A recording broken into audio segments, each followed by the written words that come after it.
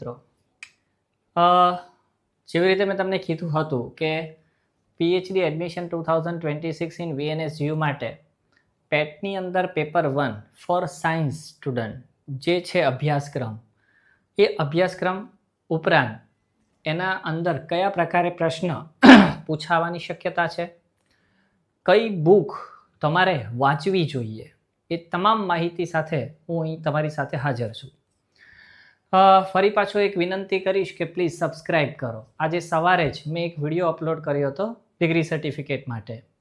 હજી એને 10 કલાક નથી થયા. અત્યારે મેં લાસ્ટ જ્યારે એના વ્યૂઝ જોયા તો મોર ધેન 700, મતલબ કન્ટિન્યુ છે. કદાચ આ વિડીયો પતે ત્યાં સુધીમાં 1000 થઈ જશે. પણ સબસ્ક્રાઈબ નથી કરતા. ફ્રીમાં થાય છે, તમારા માટે આટલી મહેનત કરીએ છીએ, તો એક સબસ્ક્રાઈબ જે ફ્રીમાં થાય છે એ કરવાથી કંઈ હું તમને પાસેથી કોઈ પૈસા નથી લેતો, ચાર્જ નથી લેતો. તો રિક્વેસ્ટ છે કે પ્લીઝ સબસ્ક્રાઈબ કરો. મને જે સિલેબસ મળ્યો છે યુનિવર્સિટીની વેબસાઇટ પરથી, એટલે કે ત્યાંથી જે મને ઇન્ફોર્મેશન છે એ અનુસાર હું તમને એક્સપ્લેન કરું છું. આમાં મારું કશું જ ઘરનું નથી. પીએચડી એન્ટ્રન્સ એક્ઝામિનેશન સિલેબસની અંદર ફેકલ્ટી ઓફ સાયન્સ, મતલબ આપણે સાયન્સના સ્ટુડન્ટ માટેની વાત કરીએ તો પેપર 1 જે છે રિસર્ચ એપ્ટિટ્યૂડ, એની અંદર ટોટલ 5 યુનિટ છે. જનરલ ઇન્સ્ટ્રક્શનની અંદર એવું લખેલું છે રિકમેન્ડેશન્સની અંદર કે the present syllabus is designed for the PhD entrance exam for the candidates who have completed MSc in any science subject.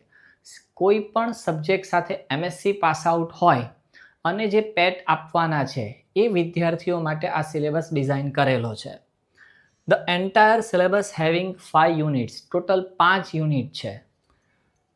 The questions paper in the examination will have 50 MCQs in which 10 questions from each unit. હવે અહીંયા તો એવી પૂરેપૂરી માહિતી આપી દીધી છે કે 50 ટોટલ ક્વેશ્ચન પૂછાશે. એ 50 પૂછવાના કઈ રીતે છે એ પણ એમણે આપી દીધું છે. આ બહુ સારી વાત કહેવાય યુનિવર્સિટીની. 10 ક્વેશ્ચન્સ ફ્રોમ ઈચ યુનિટ, એક યુનિટમાંથી 10 ક્વેશ્ચન. આપણી પાસે 5 યુનિટ છે. Candidate has to attempt any 25 questions. હવે અહીંયા એવું લખ્યું છે કે એને 25 ક્વેશ્ચન અટેમ્પ કરવાના છે, પણ કઈ રીતે? All having equal weightage in case of more questions attempt by the candidates. મતલબ 25 કે તમારે મિનિમમ અટેમ્પ કરવાના, પણ જો તમે 25 થી વધારે અટેમ્પ કરો છો તો the first 25 questions will be counted for the result. Result માટે પહેલા 25 ને જ ધ્યાનમાં લેવામાં આવશે. મતલબ તમે એના માટે શ્યોર છો એ જ 25 ના આન્સર તમે લખો. The options to the students is given on the base of CSIR net pattern. બહુ સારી વાત કહેવાય કે એમણે આપણને આ ઇન્ફોર્મેશન આપી. એટલે એનો મતલબ એવો થયો કે if you want to do preparation, તો તમે જાણી શકો કે કયા બેઝિસ પર આપણે પ્રિપેરેશન કરવી જોઈએ. હવે એ 5 યુનિટ કયા છે તે કહી દઉં છું, એના સબ ટોપિક કહી દઉં છું, એની સાથે સાથે કઈ કઈ બુકો જ રિફર કરવા જેવી છે એ પણ કહી દઉં. પહેલો જે યુનિટ છે એ રિસર્ચ એપ્ટિટ્યૂડ છે કે જેની અંદર meaning type, characteristic, research positivism, post positivistic approach to research. તો આ એના સબ ટોપિક છે. Methods of research, experimental, descriptive, historical, quantitative, qualitative, steps of research, research ethics. બરાબર, આ ફર્સ્ટ યુનિટના ટોપિક હતા. સેકન્ડ જે યુનિટ છે ડેટા ઇન્ટરપ્રિટેશન એન્ડ સ્ટેટિસ્ટિક્સ. તો તમે જો ક્વોન્ટિટેટિવ, ક્વોલિટેટિવ ડેટા, ગ્રાફિકલ જે પેલા ડાયાગ્રામ્સ ને બધા આવે ને તમે નેટની એક્ઝામ આપી હોય તો તમને ખ્યાલ હશે. પછી measures of central tendency and dispersal, probability, distributions and normal, જે એ તમે કદાચ અટેમ્પ કર્યા હોય તો question. Sampling distribution, difference between parametric and non parametric statistics, confidence interval, errors, level of significance. તો આ એના સબ ટોપિક છે.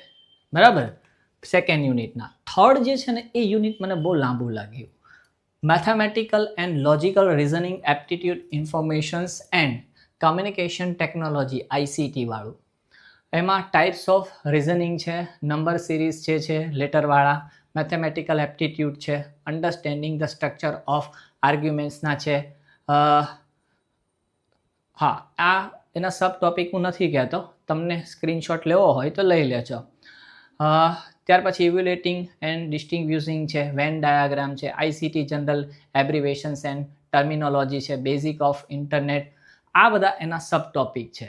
બરાબર.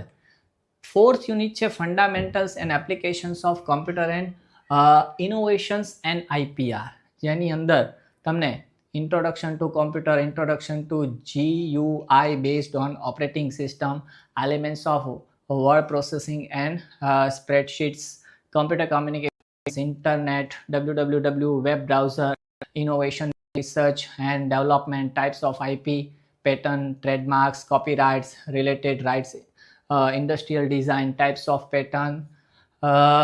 patents, infringement. બરાબર. તો આ એના સબ ટોપિક છે. 5th યુનિટ છે પીપલ ડેવલપમેન્ટ એન્ડ એન્વાયરમેન્ટ, જેની અંદર એન્વાયરમેન્ટને લગતી બધી વાત છે, જેની અંદર પોલ્યુશન પણ છે, હ્યુમન એન્ડ એન્વાયરમેન્ટલ ઇન્ટરેક્શન્સ છે, અપ્રોચ. બરાબર. ત્યાર પછી air, water, soil pollution, natural and energy resource કયા કયા છે, જે આપણે કદાચ બહુ પ્રાઇમરી લેવલ પર ભણી ગયા છીએ. નેચરલ હેઝાર્ડસ એન્ડ ડિઝાસ્ટર્સ છે. બરાબર. મોન્ટ્રિયલ પ્રોટોકોલ, તો કન્વીનિયન્સ એન્ડ બાયોડાયવર્સિટી. તો આ બધા એના સબ ટોપિક, એના 5 યુનિટ છે. હવે મેઇન વાત આવીએ કે એની અંદર જે બુક છે એ કઈ રિફર કરવા જેવી. તો list of important books recommended for preparation for paper 1 for science student. તો એક છે Truman's UGC NET SET general paper 1 M Gang and Sajit કુમારની. સેકન્ડ છે NTA UGC NET SET JRF paper teaching and research aptitude by Pearson KVS Madan. General paper 1 UGC NET JRF SLET teaching and research aptitude Arihant એક્સપર્ટ્સની છે.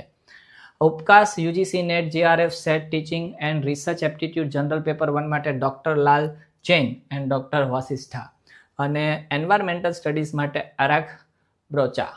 તો આ બુકો recommended કરેલી છે. જો તમને એવું લાગતું હોય કે ખરેખર આ મહેનત કરીને તમને મેં માહિતી આપી છે, તો પ્લીઝ સબસ્ક્રાઈબ કરો, શેર કરો, લાઇક કરો. બીજી એક વસ્તુ, રિસર્ચ પ્રપોઝલ કઈ રીતે બનાવાય, બહુ બધાનો ક્વેશ્ચન છે. એનો એક વિડીયો આવશે, હજી વાર છે, કેમ કે તમારે તો હજી એડમિશન લેતા પહેલાંની પ્રેઝન્ટેશનની આખી પ્રોસેસ પૂરી કરવાની છે, એની પહેલાં આવી જશે. રિસર્ચ પેપર કઈ રીતે લખાય, થીસીસ કઈ રીતે લખે, આ બધી જ માહિતી તમને આ વિડીયો આ ચેનલ પર મળી રહેશે. પણ પ્લીઝ લાઇક કરો, શેર કરો અને સબસ્ક્રાઈબ કરો. તમારું સબસ્ક્રિપ્શન મને એક પગલું આગળ લઈ જશે. હું તમને આ ઇન્ફોર્મેશન, જેટલું સબસ્ક્રિપ્શન વધશે એટલો મારો કામ કરવાનો જુનૂન વધતો જશે.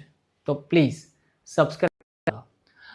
સાયન્સના સ્ટુડન્ટમાં કેમેસ્ટ્રીનો સિલેબસ શું છે એના માટેનો નેક્સ્ટ વિડીયો હું જલ્દીથી લઈને આવી રહ્યો છું. પ્લીઝ હજી એકવાર વિનંતી કરીશ, સબસ્ક્રાઈબ કરો. ધન્યવાદ. જો તમને ગમ્યું હોય તો શેર કરો, લાઈક કરો. ભારત માતા કી જય. હર હર મહાદેવ.